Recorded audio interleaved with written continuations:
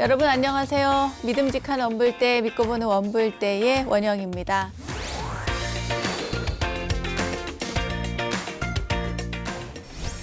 오늘은 구마라즙 스님께서 만년에 한역한 성실종의 기본 논서인 성실론에 담긴 가르침으로 원불대 출발해 보겠습니다. 온갖 괴로움의 원인은 바로 탐욕이다. 중생은 생각이 어리석어 탐욕을 즐거워한다. 그러나 지혜로운 사람은 탐욕이 바로 괴로움인 줄 알기 때문에 수시로 끊어버린다. 탐욕을 욕망으로 채우려고 한다면 그것은 마치 소금물을 마셔 더욱 갈증이 심해지는 것과 같다. 그러므로 탐욕을 없앤다면 괴로움은 저절로 없어질 것이다. 네, 성실론에 담긴 탐욕에 대한 경계의 이야기 여러분 어떻게 들으셨나요?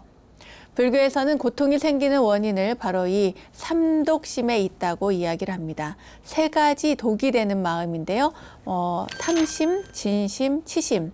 그러니까 탐내는 마음, 성내는 마음, 그리고 어리석은 마음을 뜻하는데요. 이것은 인간의 기본적인 번뇌이기도 합니다. 여러분이 좋아하는 서유기의 매력적인 캐릭터들 있죠? 저팔계, 선호공, 사오정 얼마나 재밌고 귀엽습니까? 그런데 이 세 캐릭터가 바로 우리 마음의 번뇌, 이 삼독을 나타내기도 합니다. 인간은 누구나 고통을 싫어하고 또 행복하기를 바라지만 내 안에 숨어있는 이 삼독심에 대해서는 한없이 너그러워지는 것은 아닌지 진정한 자기를 발견해 보라는 부처님의 가르침 여러분도 꼭 마음에 새겨보셨으면 좋겠습니다. 자, 삼독심을 제거하는 방법을 찾고 계시다면 아주 잘 오셨습니다. 깨달음을 향해 가는 시간 원불대, 오늘도 마음의 행복을 찾는 공부를 시작해 보겠습니다. 여러분 어서 모이세요.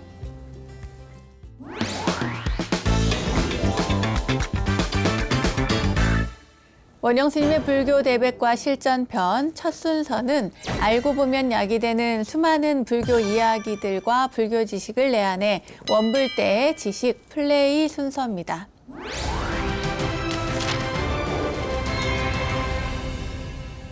불교에서는 절을 할 때요, 여러 가지 숫자가 등장을 하죠. 우선 삼배를 드리는 것은 삼보, 불법승 삼보에 귀하여 탐진치, 삼독심을 끊고 사막, 개정해 사막을 닦겠다고 하는 의지를 표명하는 그런 내용도 담고 있습니다. 또 53배를 해가지고 참회를 하는 경우도 있는데요. 이것은 53 부처님께 대해서 경배하는 그런 의미를 가지고 있고 108배도 어떤 참회의 숫자고요. 또 1000배는 우리가 지금 살고 있는 현겁의 1000의 부처님께 1배씩 절을 올리는 거고 3000배는 과거, 현재, 미래의 3세 겁에 출현하는 모든 3000 부처님께 1배씩 절을 올리는 예법이라고 합니다. 그리고 가장 많이 드리는 108배, 아까도 말씀드렸죠. 우리들 마음을 흩트리는 이 108번뇌, 이것을 절을 하면서 순화한다는 의미가 있기도 합니다. 또 이 108이라고 하는 숫자는 여러 가지 또 다양한 계산법이 또 있기는 해요. 어쨌든 이렇게 여러 숫자로 알아보는 불교, 이것도 재미있을 것 같은데요. 그래서 오늘은 이 법수, 숫자로 이루어진 불교 용어에 대한 이야기들, 용어에 대한 문제들로 공부를 한번 해보도록 하겠습니다. 자, 그럼 함께 문제 풀러가 볼까요? 자, 그럼 법수에 관한 문제 풀러가 보도록 하겠습니다.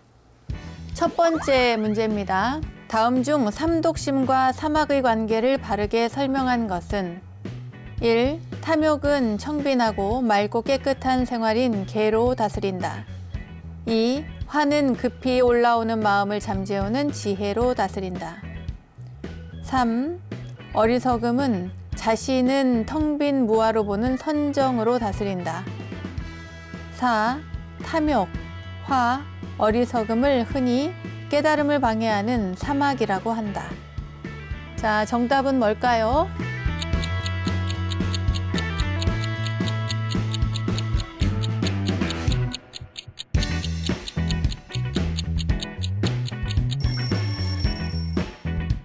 자, 정답은 1. 탐욕은 청빈하고 맑고 깨끗한 생활인 개로 다스린다 였습니다. 자, 이 문제부터 먼저 보도록 하겠습니다. 여러분, 삼독심을 이야기하고 사막을 이야기합니다. 삼독심은 뭘까요? 바로 탐욕, 그리고 화, 어리석음. 이것을 우리가 삼독이라고 합니다. 세 가지 독.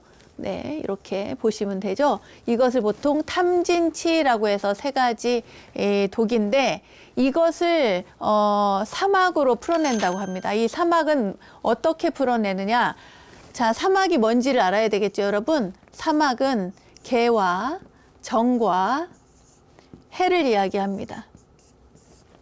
그러니까 개는 자신을 절제하는 것을 이야기하는 것이고 정은 고요함을 이야기하는 것입니다. 해는 지혜를 이야기하는 것이겠죠. 자, 그러면은 이 삼독을 사막으로 어떻게 연계를 시켜서 설명을 할 것인가. 탐욕 같은 경우에는 여러분 우리가 기본적으로 욕심을 내는 것인데 욕심을 내가 만약에 이 펜이 갖고 싶다. 이 펜은 좀 너무 약한가요? 이 뒤에 보이는 이 화면과 같은 모니터를 내가 가지고 싶다. 이것은 탐욕이라고 보통 이야기를 하는데 가지고 싶은 것에서 끝나지 않고 저것을 내 것으로 만들고 싶고 내 것이어야만 하는 그 마음이 점점 강하게 일어납니다. 그러니까 이것은 내 것이야 라고 하는 집착에서 이 탐욕이 점점 커지거든요. 자, 그러니까 내 것이야 라고 하는 이 생각이 잘못됐다는 것이죠. 그리고 자, 두 번째 보겠습니다. 탐진, 진이라고 하는 건 진의 분노, 화를 이야기하죠. 화라고 할 때 여러분 어떤 때 화가 나십니까? 화날 때를 가만히 생각을 해보면 내 생각이 무시당했거나 나의 의견이 또 잘못되었다고 그 비판을 당할 때 또는 내 주장이 관철되지 않을 때 이럴 때 화가 나거든요. 그리고 누군가 말 한마디 잘못해가지고 내 감정을 상해서 내가 화가 났다. 이럴 때도 마찬가지입니다. 그러니까 내 견해야, 이 견해가 맞아, 내 생각이 옳아, 뭐 이런 주장들이 굉장히 강하다 보면은 자꾸 분노가 생기기 마련입니다. 왜냐하면 자꾸 부딪힐 수밖에 없으니까요. 자, 그럼 세 번째는 뭘까요? 치죠. 치, 어리석을 치, 어리석음입니다. 어리석음은 보통 불교에서 이야기할 때는 사성제나 이런 내용들, 고진멸도 사성제, 삼법인, 연기 이런 것들을 모르는 것을 알지 못하는 것을 어리석음이라고 하는데 그것을 넘어서서요. 이 세상에 대한 이치를 모르는 것을 어리석음이라고 얘기를 합니다. 치심이라고. 하지만 우리가 보통 이야기할 때 어리석은 사람이야. 그러니까 이치에 맞게 살지 못하는 사람을 두고 어리석은 사람이라고 이야기를 합니다. 자, 그러니까 이 탐진치 삼독을 어떻게 풀어야 할 것인가? 바로 사막, 개정해로 풀어야 하는데요. 개는 바른 생활, 바른 생각, 바른 말, 여러 가지 개에 대해서는 여러분들이 또 잘 알고 계실 겁니다. 5계를 받으신 여러분들께서는 자기 생활, 건전한 신행생활을 통해서 그 자신을 잘 절제하고 그 절제를 통해서 소유욕을 이렇게 자제시키고 절제할 수가 있기 때문에 탐욕은 개로서 다스릴 수가 있습니다. 그러니까 1번 맞겠죠. 청빈하고 맑고 깨끗한 생활인 개로서 다스린다라고 하는 것이 맞습니다. 자, 그럼 화는 어떻게 할까요? 급히 올라오는 마음, 이 화를 잠재울 때는 무엇으로 잠재울까요? 지혜로서 다스린다. 이제 저 같으면은 저게 넓은 범위에서는 저것도 맞다고 할 수 있겠지만 꼭 저것만이 맞는 게 아니라 화가 나는 사람들에게 보통 뭐라고 합니까? 조금만 참아, 조금만 진정해. 자, 숨 쉬어봐봐, 호흡 좀 해봐봐. 이렇게 하면서 자, 이제 호흡을 한 5번쯤 들이마시고 후 하고 내쉬는 이것을 통해서 보통 진정을 많이 시키잖아요. 화내는 사람. 자, 좀 흥분 가라앉히고 이렇게. 그것은 바로 고요함을 일러주는 겁니다. 정적인 것을 통해서 이 화를 다스릴 수가 있어요. 그러니까 평소에 화가 많거나 흥분을 많이 하거나 이런 분들은 이렇게 아침 저녁으로 명상을 하거나 화두를 들어서 참선을 하거나 이런 것이 굉장히 도움이 많이 됩니다. 그러니까 여기에서는 뭐겠어요? 이 정을 통해서 화를 다스릴 수가 있겠죠. 자, 그러면은 어리석음은 뭡니까? 어리석음의 반대말이라고 할 수 있죠. 지혜를 통해서 어리석음을 다스릴 수가 있습니다. 지혜라고 하는 것은 여러분 뭐 금방 일어나는 것이 아니니까요. 금방 생기는 것이 아니니까 꾸준히 노력하고 공부하고 그리고 이 세상을 바라보는 통찰의 지혜, 그것을 통해서 어리석음을 다스릴 수가 있습니다. 그러니까 그 통찰의 지혜는 뭐냐면 무아로 보는 이 세상이 무아이고 무상하다라고 하는 가르침, 부처님의 가르침을 바탕으로 해서 고진멸도라든지 또 연기의 가르침을 통해서 이 어리석음을 다스릴 수가 있습니다. 이것을 바로 보는, 세상을 무아로 보는 것이 바로 지혜입니다. 그렇기 때문에 여기서는 선정이 아니라 지혜이겠죠. 자, 그리고 4번은 탐욕, 화, 어리석음, 이 탐진치를 이야기합니다. 이것을 흔히 깨달음을 방해하는 것이 맞죠. 그런데 탐욕화, 어리석음은 삼악이라고 하지 않고 뭐라고 합니까? 삼독이라고 합니다. 그러니까 2번, 3번, 4번은 잘못되었고 바르게 설명한 것은 1번, 탐욕은 청빈하고 맑고 깨끗한 생활인 개로서 다스린다. 이것이 옳습니다. 자, 그 다음 문제 보도록 하겠습니다. 오온에 관한 다음 설명 중 가장 거리가 먼 것은 1. 세곤에는 현색, 형색, 표색이 있다. 2. 오온 중 행온은 표상작용에 해당된다고 할 수 있다. 3. 수온은 느낌으로서 고락사가 있다. 4. 식온은 식별로서 인식과 판단에 해당된다고 할 수 있다. 네, 어려운 문제가 나온 것 같습니다. 오온에 관한 설명인데요. 여러분 문제 풀어보세요.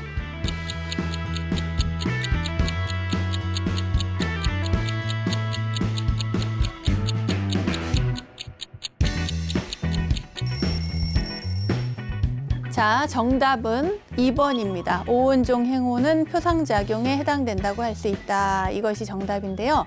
오온에 대한 설명을 먼저 보도록 하겠습니다. 오온이라고 하는 것은 나를 구성하는 5가지 요소입니다. 나를 구성하는, 나라고 하는 존재를 구성하는 5가지 요소를 이야기하는데 이 세곤이라고 하는 것은 말하자면 우리의 몸을 이야기하고요. 그리고 나머지 수상행식은 정신작용입니다. 네, 육체와 정신작용을 이렇게 나눌 수가 있습니다. 세곤과 수상행식. 자, 그러면 이것이 무엇을 의미하는가? 네, 오온을 보도록 하겠습니다. 오온이라고 하는 이 온은 무더기를 이야기합니다. 무더기. 5가지 무더기입니다. 먼저 색이라고 하는 것은 물질, 형상. 쉽게 말해서 우리 몸을 가지고 얘기를 한다면 전체적으로 형상을 가진 이 몸, 이것을 색이라고 합니다. 우리의 몸을. 그리고 수상행식은 아까 말씀드린 것처럼 이 4가지는 정신작용인데, 느낌이라고 하는 것은 뭐 너무 잘 알겠죠? 우리가 무엇인가를 봤을 때의 느낌, 받아들여지는 것, 그런 느낌인데, 불교에서는 괴로운 느낌, 즐거운 느낌, 괴롭지도 즐겁지도 않은 이 덤덤함도, 아무 느낌이 없는 것도 느낌에 들어간다 이겁니다. 3번째 상입니다. 상은 생각으로 떠올리고 기억해내고 하는 것들이 다 이 상에 들어갑니다. 그 다음에 행, 의도, 의지작용을 이야기합니다. 여기에서 이제 온갖 번뇌, 의지, 감정 이런 것들이 쌓여서 이제 일으키고자 하는 어떤 행위를 일으키고자 하는 의지 작용을 행위라고 합니다. 그리고 식, 이 모든 것들이 다 결합이 되어서 인식되어지는 인식하는 작용, 총체적으로 분별하고 식별하는 이 작용을 식작용, 의식의 무더기라고 합니다. 자, 이제 예를 하나 들어보도록 하겠습니다. 예를 들어서 여러분들이 각자 생각을 해보세요. 예를 들어 좋아하는 사람이 있다. 좋아하는 사람이 있는데 그 길을 가다가 꽃을 봤어요. 꽃을 봤는데 그 꽃을 보고는 자, 꽃을 봤다. 여러분, 자, 꽃을 하나 그리도록 하겠습니다. 꽃 한 송이가 있어요. 이 꽃을 보고는 이 꽃이 뭐에 해당이 되겠어요? 형상이니까 색에 해당이 되겠죠. 꽃을 봤어요. 보니까 이 느낌이 어때요? 너무 좋아. 너무 예쁜 거예요. 꽃을 보니까 너무 좋아서 즐겁고 좋은 느낌이, 여기에 즐거운 느낌이, 좋은 느낌이 났어요. 그러니까 이 꽃을 보고 누구를 떠올려? 좋아하는 사람을 떠올리게 되는 겁니다. 좋아하는 사람을 떠올리니까 여기에서 이제 마음 작용이 일어나는 거예요. 아, 이 사람에게 내가 좋아하는 여인에게 꽃을 좀 갖다 줘야 되겠다. 이걸 사줘야 되겠다. 아니면 뭐 길을 가다 꽃을 봤으면 이 꽃을 꺾고 싶다. 그래서 이게 마음이 일어났어요. 일어나가지고 이 꽃을 꺾습니다. 아니면 꽃을 사든가 하는 어떤 의도나 의지의 작용이 일어나는 거예요.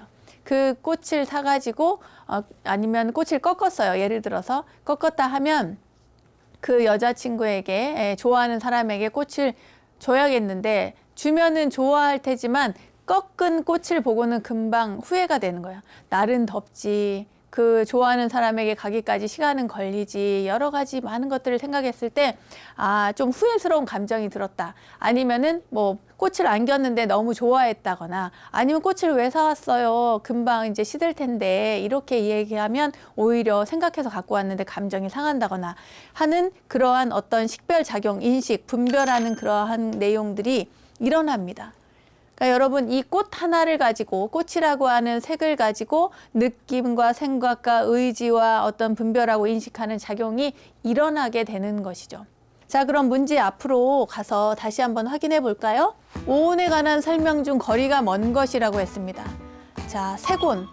색이 나왔네요. 색온에는 현색, 형색, 표색이 있다라고 했는데 이것은 맞습니다. 왜냐하면 여기에 이제 여러 가지 색이 나오잖아요. 색. 네, 색온에 해당이 되니까 여러 가지 색이니까 맞을 것 같습니다. 기본적으로. 자, 그럼 현색은 뭘까요? 이 나타날 현, 드러날 현입니다. 이 현은 여러분들이 보기에 눈에 보일 때 이제 빨갛고 파랗고 하얗고 하는 그러한 색깔이 있잖아요. 이 색을 드러난 색이라고 해서 이것을 현색이라고 합니다. 빨갛고 파랗고 노랗고 하는 이런 색깔. 그 다음에 형색은 뭐냐면 말 그대로 형상입니다. 저 스님은 저렇게 생겼네. 여기는 이 꽃은 이렇게 예쁘네. 뭐 이렇게 생겼네 하는 이 모든 또는 동그랗다 또 뭐 사각으로 네모지다 또는 뭐 곡선이다. 굽어져 있다라고 하는 어떤 모든 모양을 이야기할 때 이것을 형색이라고 합니다. 그런 다음에 표색. 표색은 말하자면 드러나잖아. 이것도 표현되는 거니까 길다, 짧다 하는 그러한 내용들을 가지고 이야기할 때 이것을 표색이라고 합니다. 이 현색, 형색, 표색은 모두 색온에 해당하는 것이 맞습니다. 자, 두 번째는 틀렸다고 하니까 뭐가 틀렸는지 볼까요? 오온 가운데 행온에 대해서 이야기를 했습니다. 행온은 표상작용에 해당이 된다라고 할 수 있는데 이것은 맞습니까? 아니죠. 표상작용이라고 하는 것은 지각하고 바라보고 감각작용을 이야기하기 때문에 이것은 행온이 아니라 뭐다? 상온에 해당이 된다. 이렇게 보시면 됩니다. 그 다음에 수온. 세 번째 수온은 느낌으로서 고락, 사가 있다라고 했죠. 고는 괴로운 느낌, 그리고 락은 즐거운 느낌, 그리고 사는 괴롭지도 즐겁지도 않은 느낌을 이야기합니다. 그 다음에 시곤입니다. 시곤은 식별로서 인식과 판단에 해당이 된다고 할 수 있다. 맞는 말이겠죠. 모든 것들을 총체적으로 식별하고 분별하는 것을 시곤이라고 합니다. 자, 이 오온에 관한 설명은 굉장히 어려운 듯 느껴집니다만 여러분들이 오온을 이해하지 않으면 안 됩니다. 그러니까 이제 이 오온에 대한 질문을 자세히 살펴보시고 오온에 대해서 공부하시면 좋겠습니다. 자, 다음 문제 보겠습니다. 불교에는 일체법을 분류하는 방식으로 삼과 설이 있다. 그 세 가지 법수를 열거하시오 라고 했습니다. 질문, 그 세 가지 법수를 열거하는 거. 자, 뭘까요?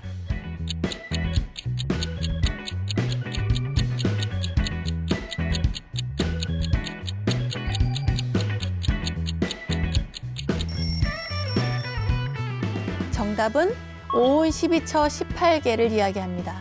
자, 그럼 이 삼과설이 무엇일까에 대해서 여러분 공부를 해야 되겠죠? 오온 12처 18개 외우십시오. 불교에는 일체 모든 법을 분류하는 방식이 있는데 그게 바로 삼과설입니다. 세 가지로 나누었다 이 말입니다. 이 삼과설, 그것이 바로 오온 12처 18개다.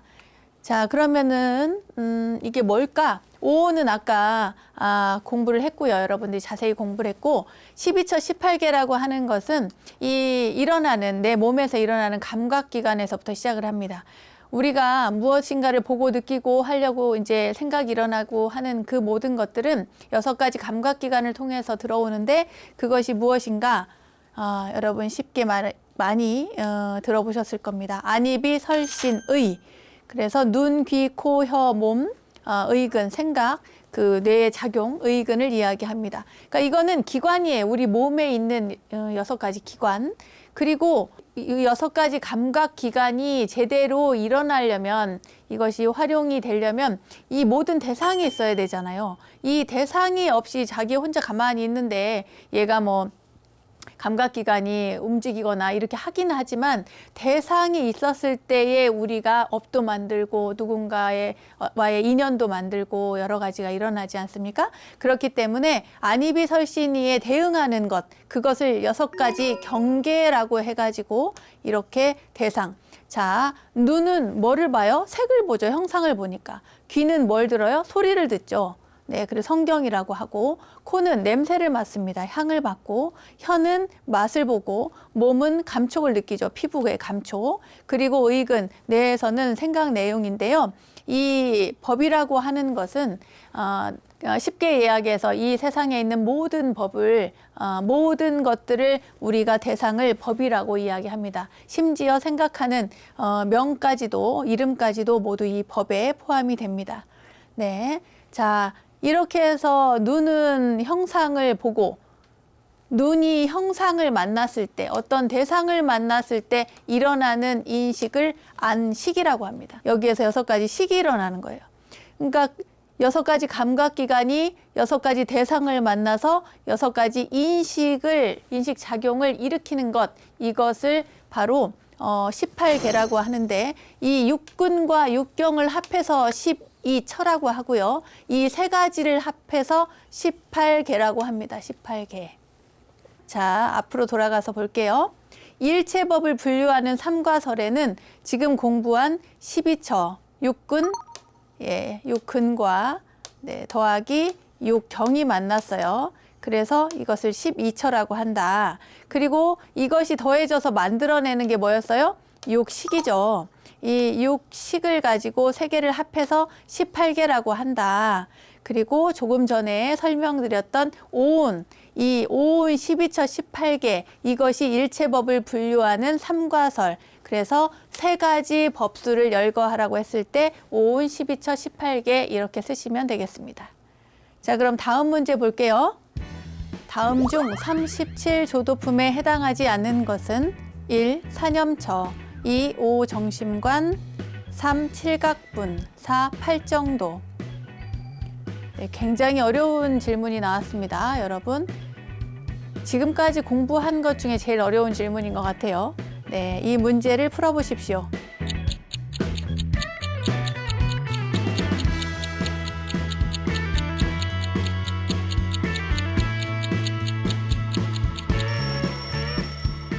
정답은 2번 오정심관입니다. 네, 37조도품에 해당하지 않는 것이라고 했는데요. 이 37조도품은 37가지 조도입니다. 조도. 말하자면 도를, 내가 구하는 도를 도와주는 겁니다. 도와주는 것. 그러니까 37가지 조도품이라고 하는 것은 깨달음으로 가는 그 길에 도움이 될 만한 것을 37가지 얘기를 해줬다, 이 얘기입니다. 그러니까 자, 그러면은 사념처, 오정심관, 칠각분, 팔정도, 이게 무엇인지 여러분들이 이해를 해야 되겠죠? 자, 37조도품이 뭔지 구체적인 내용을 한번 보도록 하겠습니다. 우와, 37개나 되니까 너무 많습니다. 그죠, 여러분? 네, 이것을 자, 보도록 하겠습니다. 이 37조도품은 사념처, 사정단, 사신족, 오근, 오력, 칠각지, 팔정도 이렇게 나와져 있습니다. 자, 사념처라고 하는 것은 네 가지 말하자면 마음 수행, 우리가 보통 이야기할 때 윗바사나 이야기를 많이 하잖아요. 마음 챙김 수행, 관찰하는 그런 수행들을 이야기합니다. 그래서 그것을 네 가지로 분류를 하는 것이고 거기에는 신념처, 수념처, 심념처, 법념처, 우리가 보통 이야기할 때 신수심법이라고 이야기를 합니다. 그래서 신념처라고 하는 것은 우리의 몸을 이렇게 관찰을 하는 거거든요. 몸이 어떠한가, 몸이 뭐 이렇게 움직임이라든가 이런 것들, 내 몸을 관찰을 하는 것이고, 이 수념처라고 하는 것은 받아들이는 느낌을 관찰을 하는 것입니다.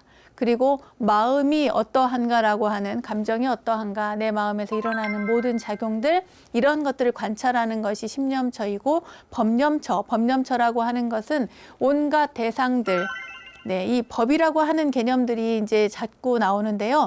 간단하게 얘기를 해서 이 법이라고 하는 단어는 이제 우리가 보통 생각할 때는 규칙이나 뭐 일반적으로 규율이라든지 이런 걸 이야기할 때 사회적으로는 법이라고 하는 단어를 쓰는데, 불교에서는 그렇지 않죠. 불교에서 법이라고 하면은 첫째 부처님의 가르침을 이야기하고, 두 번째 법이라고 하는 것은 이 모든 대상들을 이야기할 때, 눈에 보이는 모든 대상들을 이야기할 때 법이라고 합니다. 그러니까 우리가 아까 얘기했을 때 육군, 육경 얘기를 했잖아요. 그때 보면 안입이 설신이에 해당되는 대상, 그 인식 대상이 색성, 향, 미촉, 법이라고 해가지고 의근을 일으키는 작용의 대상이 바로 이 법입니다.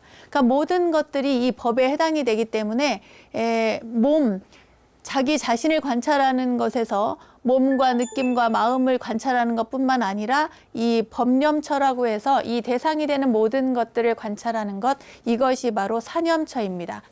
자, 다음은 네 가지 정단입니다. 바르게 끊는다, 내 사정근이라고 해가지고 부지런히 노력한다는 것인데요. 그러니까 깨달음에 이르기 위해서는 우리가 부단히 노력하고 정진을 하고 해야 되겠죠. 그때 먼저 나오는 것이 단단, 유리단, 수호단, 수단 이렇게 나옵니다. 근데 이게 눈으로 보이는 이 한자어와는 조금 다른 의미를 가지고 있습니다. 이 단이라고 하는 거는 끊는데요. 끊을 단자를 쓰거든요. 무엇을 끊냐면 지금까지 행해온, 내가 이렇게 돌아봤을 때 내가 해온 많은 나쁜 일들이 있지 않습니까? 그 나쁜 업을 끊어내는 거예요.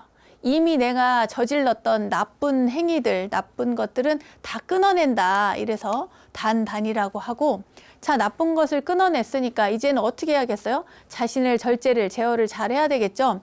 그래서 유리단이 나옵니다. 이제는 앞으로 살면서는 나쁜 행위를 하지 않겠다. 그래서 나쁜 행위에 대한 마음을 다 끊어낸다. 이래서 유리단입니다. 그러니까 이미 저지른 나쁜 행위는 끊어내고 앞으로 할 나쁜 행위도 다 끊어내는 거예요. 자신을 제어해서. 그 다음에 자, 수호단. 뭘 수호하겠어요?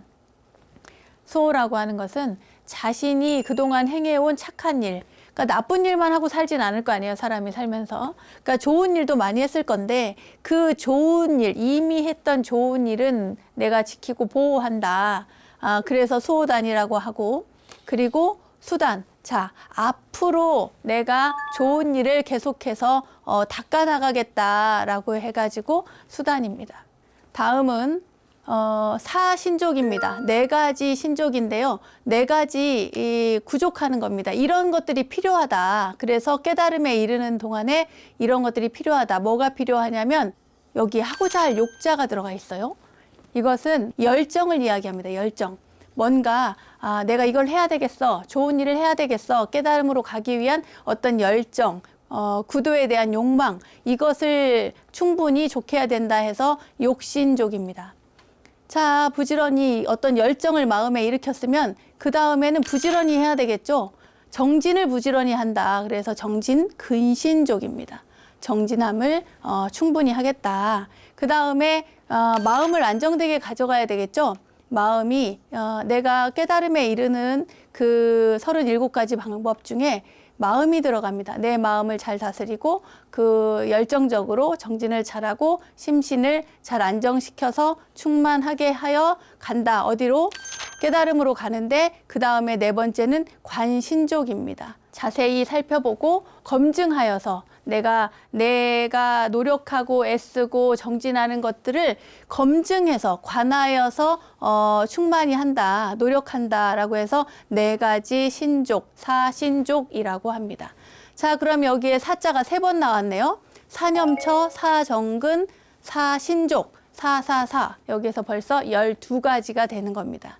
자, 12가지 다음에 오근. 근데 오근하고 오력은요, 굉장히 유사합니다. 잘 보세요. 오근은 신근, 진근, 그리고 염근, 정근, 해근이고요. 오력은 실력, 진력, 염력, 정력, 해력입니다. 너무나 많이 비슷하죠? 비슷하다기보다는 거의 앞 단어는 똑같습니다. 그러니까 오근과 오력은 바로 연결되어 있다고 보시면 되는데요. 자, 오근부터 볼까요? 이 근은 뿌리 근입니다. 뿌리를 내리는 거예요. 깨달음에 이르는 37가지 과정 중에 이 오근이라고 하는 것은 뿌리를 내리는 거다. 어떤 뿌리를 내리냐? 첫 번째, 믿음의 뿌리를 내립니다. 부처님의 가르침을 믿고 따르면서 믿음을 가지고, 자, 어떻게 나아가겠죠? 정진을 해야 되겠죠? 그냥 믿기만 하고 가만히 있어서 되나요? 안 되죠? 누군가가 밥을 떠먹여 주지 않습니다. 내가 스스로 밥을 먹어야죠. 배가 고픈 사람은 스스로 떠서 밥을 먹습니다. 부처님의 가르침을 믿었으면 그 다음에 나아가서 정진을 하게 되는 것이고, 이 정진을 부단히 열심히 하는 과정, 그 과정에 염근이 나옵니다. 염. 말하자면 바른 기억, 바른 마음 챙김, 이것을 염이라고 합니다. 우리 이제 이 염자가 들어가면은 보통 마음 챙김을 이야기할 때 그렇게 또 이야기를 하는데, 이 염에는 사실은 바른 기억이라고 하는 그런 내용이 포함되어 있습니다. 우리가 믿고 정진을 하는데 부처님에 대한 말씀, 부처님께서 가르쳐 주신 여러 가지 것들을 올바르게 바르게 이해하고 마음을 챙겨서 가야 되는 거죠. 그래서 이 염근이 굉장히 중요하다. 기억으로서 중요하다. 그 다음에 부지런히 정진을 하고 또 마음을 잘 챙겼어요. 그 다음에 일어나는 게 바로 정입니다. 정. 정은 뭘까요? 삼매입니다. 삼매. 자, 삼매를 일으켰어요. 자, 이게 마치 순서 같죠? 믿음을 가지고 부지런히 정진하고 마음을 잘 챙기면 그 다음에 삼매에 들고, 삼매 속에서 무엇이 난다? 지혜가 난다. 여기에서 말하는 이 지혜라고 하는 것은 통찰의 지혜를 이야기합니다. 그냥 우리가 알고 있는 글쎄요, 이 세상의 이치를 꿰뚫어 아는 통찰의 지혜를 이야기합니다. 그러니까 삼매에서 지혜가, 이러한 지혜가 나오는 것이지 삼매가 없이 지혜가 나오지 않는다, 이 말입니다. 불교에서 말하는 지혜는 그러한 통찰의 지혜를 이야기한다. 이것이 5가지 오근이고요. 이러한 5가지 오근을 그대로 배대해서 볼 수 있는 것이 오력입니다. 그러니까 믿음이 뿌리를 내리면 거기에서 믿음의 힘이 생기는 거죠.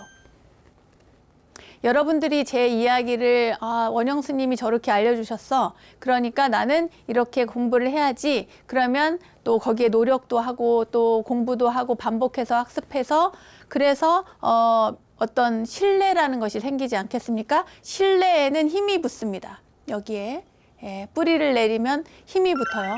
그래서 부처님의 가르침을 우리가 믿으면 거기에 믿음의 힘이 생기는 것입니다. 이것을 공부하면 내가 이제 그 불교 지식도 늘어나고, 내가 이것을 가지고 다른 일을 가지고 계속해서 반복하고 기도를 하다 보면 나에게 힘이 생기는구나 하는 그런 어떤 믿음이 있듯이, 이와 마찬가지로 믿음에 대한 뿌리를 내리면 믿음에 대한 힘이 생기는 것입니다. 그 다음에 정진도 마찬가지예요. 정진을 계속해서 반복해서 내 것으로서 만들고, 내가 이 정진을 그 습관화하면, 정진하는 습관이 생기면 이 정진에 힘이 붙습니다. 그래서 진력이라고 하고요. 그리고 마음 챙김도 마찬가지입니다. 마음 챙김이 뿌리 내리면 마음 챙김에 대해서도 여기에 염력, 말하자면 마음 챙김에 힘이 생깁니다. 내가 언제 어느 때라도 시장 한가운데, 마트 한가운데 있어도 내가 고요하게 있을 수 있는 것이죠. 이 염려기, 이 나의 마음 챙김이 꾸준히 반복되어 힘이 생기면 그 다음에 선정을 통해서 선정에 힘이 생깁니다. 선정이 뿌리 내리면 선정에 힘이 생기고, 그 선정을 통해서 지혜가 생기면 이 지혜가 바로 힘을 갖습니다. 그래서 해력이라고 합니다. 다음은 7가지 깨달음의 요소를 이야기합니다. 37조도품 7가지 깨달음의 요소. 자, 염각지, 첫 번째 염각지입니다. 아까 이야기한 것처럼 이 염자는 무엇을 얘기한다? 마음 챙김을 이야기한다. 깨달음의 요소에는 7가지 깨달음의 요소에는 먼저 마음을 잘 챙기고, 그 다음에 택법각지, 택법이라고 하는 것은 구분을 잘 한다라고 하는 의미를 가지고 있습니다. 이제 무엇을 구분을 잘 할까요? 말하자면 이것이 진리인지 아닌지, 이것이 깨달음인지 아닌지, 부처님의 가르침인지 아닌지 이것을 알 수 있도록 하는 것, 이것이 바로 택법각지입니다. 그 다음에 정진각지, 정진을 잘 하는 것, 정진이 바로 깨달음의 요소에 들어가겠죠. 그리고 깨달음의 요소 빼놓을 수 없는 것이 있습니다. 바로 기쁨입니다. 기쁨. 법희선열이라고 하죠. 법의 기쁨을 이야기할 때 희각지라고 합니다. 그리고 경안각지, 우리 경안각지라고 하는 것은 말하자면 안정되고 고요하고 하는 그런 것을 이야기할 때 경안각지라고 합니다.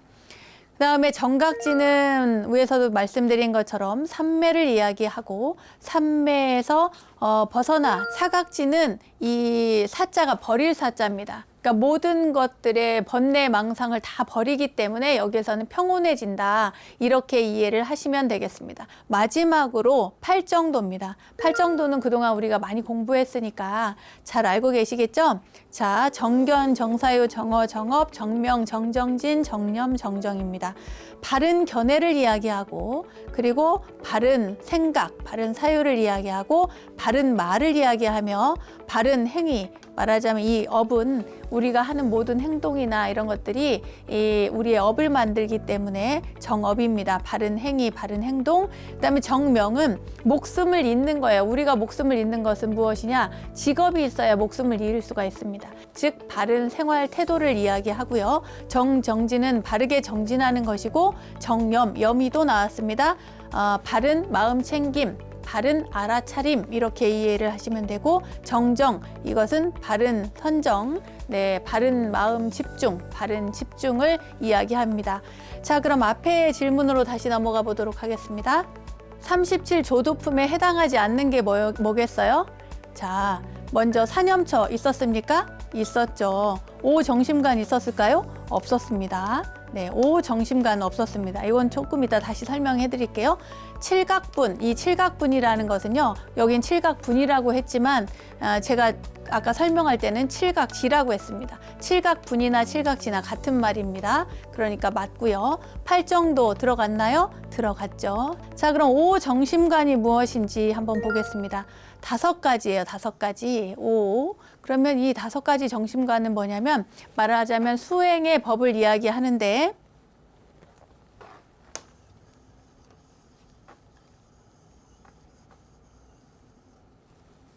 여기다 쓸게요. 먼저 첫 번째가 부정관입니다. 두 번째 자비관, 세 번째 인연관, 네 번째 계분별관,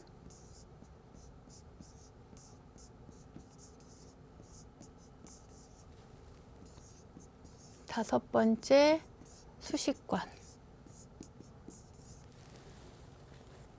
자, 이 오정심관은 5가지 수행에 대한 이야기를 하는 건데요. 부정관, 자비관, 인연관, 계분별관, 수식관을 이야기합니다. 부정관이라고 하는 것은 우리 몸이 얼마나 부정한가, 우리가 얼마나 오염되어 있고 오물덩어리가 이 안에 있는가를 이야기할 때 그것을 생각해서 몸을 관찰하는 것이 바로 부정관입니다.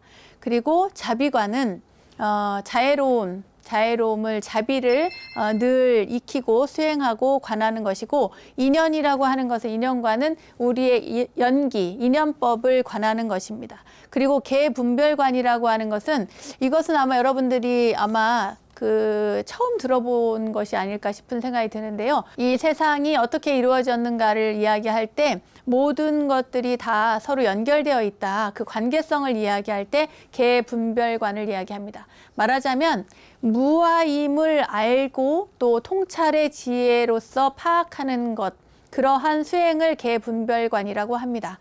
우리가 이제 보통 아집이 강하고 집착이 강하고 나라고 하는 생각이 굉장히 강한 사람들이 이것을 통해서 자신에 대한 우쭐함 또는 오만함, 교만함 이런 것들 내려놓을 수 있는 게 바로 계분별관입니다. 그리고 수식관은 여러분들 많이 들어보셨죠? 호흡을 세는 겁니다. 들이마시고 내쉬는 그 호흡을 관찰하는 것을 수식관이라고 합니다. 자, 이 오정심관은 37조도품에 해당이 되지 않는다. 그러니까 사념처, 칠각분, 팔정도는 37조도품에 해당이 되기 때문에 여기에서의 정답은 2번 오정심관이었습니다. 원영 스님의 불교 대백과 지식 플레이 순서는 여기까지입니다. 오늘은 특히나 부처님의 가르침 가운데 불교 용어, 숫자로 되어 있는 불교 용어 법수에 대해서 공부를 해봤습니다.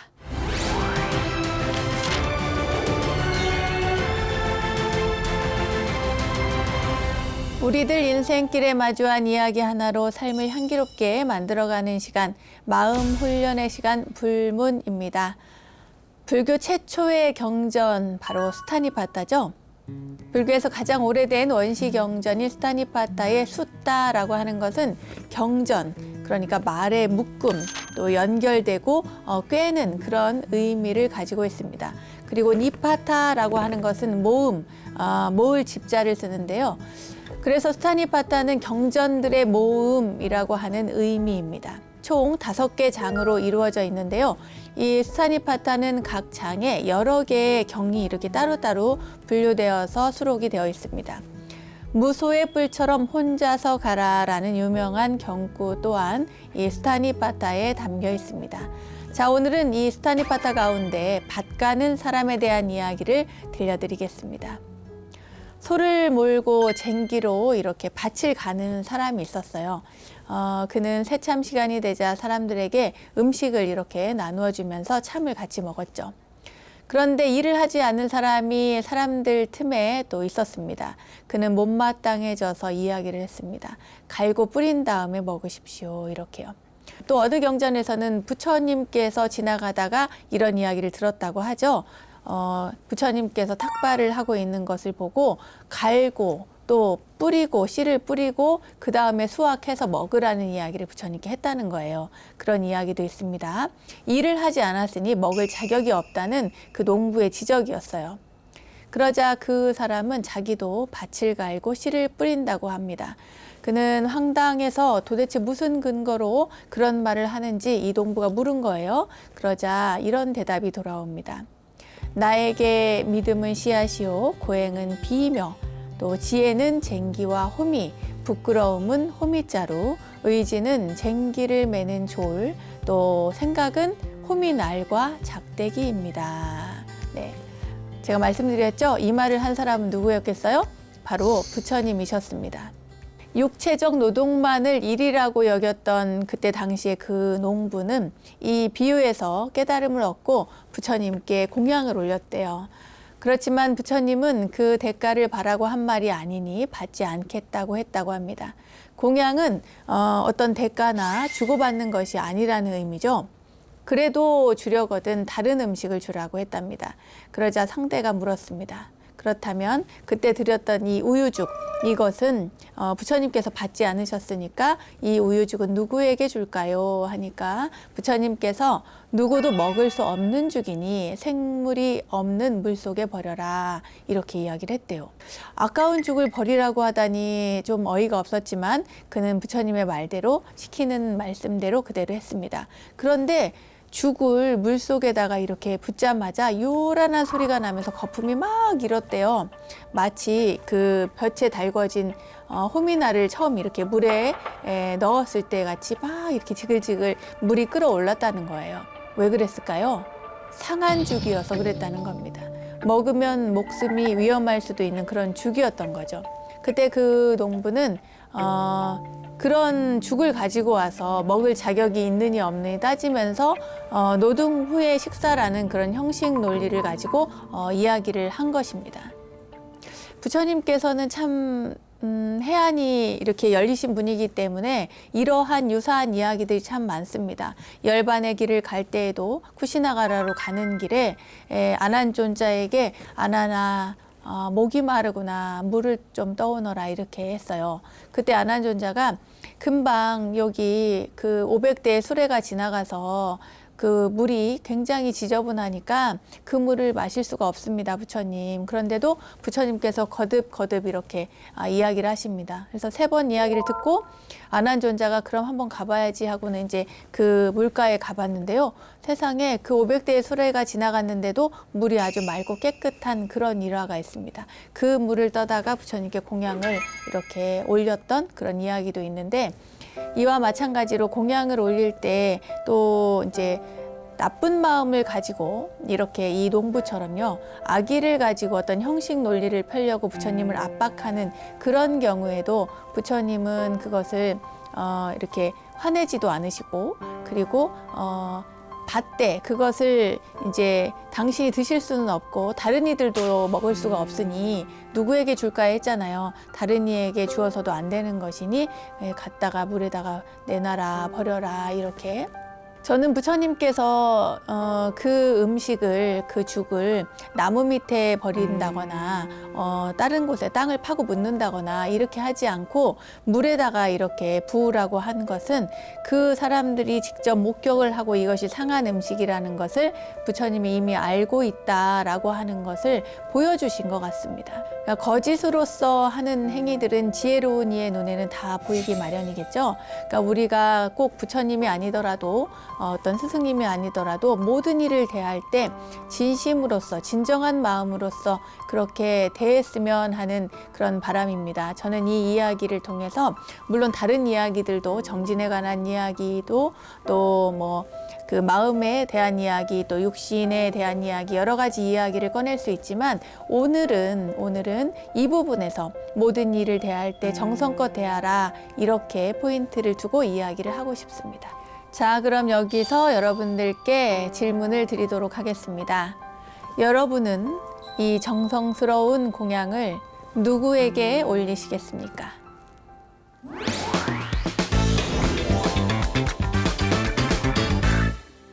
부처님의 가르침을 실생활에 적용할 수 있도록 친절하게 설명해 드리고 있는 원영 스님의 불교 대백과, 오늘은 불교의 기초교리 가운데 법수편, 숫자로 이루어진 불교 용어들에 관한 문제들을 풀어봤고요. 수타니파타에 담긴 밭 가는 사람에 대한 이야기를 전해드렸습니다.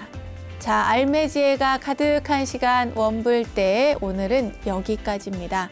원불대와 함께 불교 공부는 물론 삶의 지혜를 찾는 시간을 만들어 가시기 바라고요. 공부하는 원불대, 수행하는 원불대, 다음 시간에 또 만나요. 감사합니다.